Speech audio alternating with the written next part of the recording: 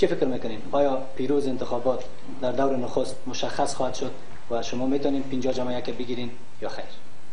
هنوز هم چون جزئیات در دسترس نداریم و اوراق نتایج همزمان با اعلان درصد آرا در اختیار هموطنان ما قرار ندارند و معلومات در این مورد نداریم، به اون نسبت یک چیزی که یک شکل ایجاد میکنه که چطور یک در درصد بعدی که اعلان شد اصلا تفاوتی رأی دیده نمیشه و لایف خونیست دوباره خیلی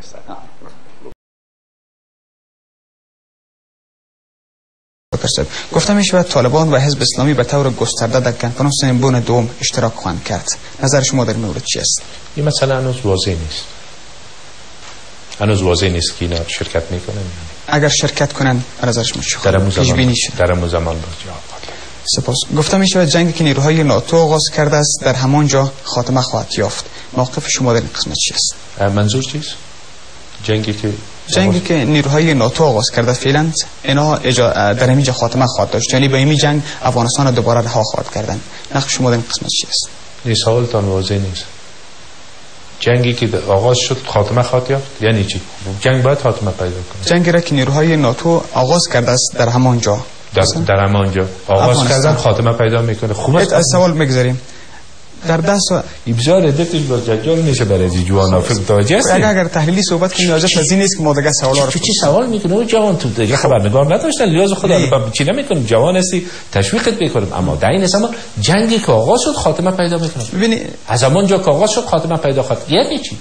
نیرو سر از بس نمیگیریم. خیره در 10 سال گذشته اعمالی که صورت گرفته است قسمت خلاف منافع ملی ما بوده است. شما و ائتلاف چقدر خود را سیمین میدانید؟ هر چیزی که خلاف منافع ملی بوده باشه، اگر که در رو تصمیم گیری کسی شریک بوده باشه، هر کسی که شریک بوده باشه مسئولیت چه به عهده داره. اما ای که فکر کنین که چی چیز یک سوال بسیار کلی است، چی چیز خلاف منافع ملی بوده در کدام زمان و در رو تصمیم گیری کی شریک بوده، دیگه بعد اون سوال اون مسئله جداست.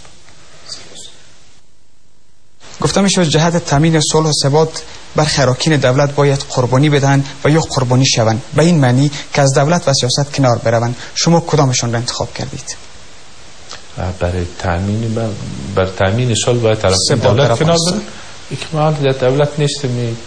او جوان تو لیاز خدا سوالتی تو چی ترتیب کردی چی میگی لیاز خدا چی مانا میگه که شما کدامش انتخاب کردی؟ من 6 سال است که در دولت نیستم برای تامین این به من چه ارتباط داره؟ دکتر درتان خیر میریم در دیگه سوالای دیگه نیست. ما تحلیلی صحبت تحلیل چی؟ کجا از تحلیل است؟ با گفتن که به خاطر چی اراکین دولت برن اراکین دولت پرسان که برین میباشین در دولت میبرین از خاطر که سالمیه شما چی میکنین؟ این به چه ارتباط داره؟ سپاس.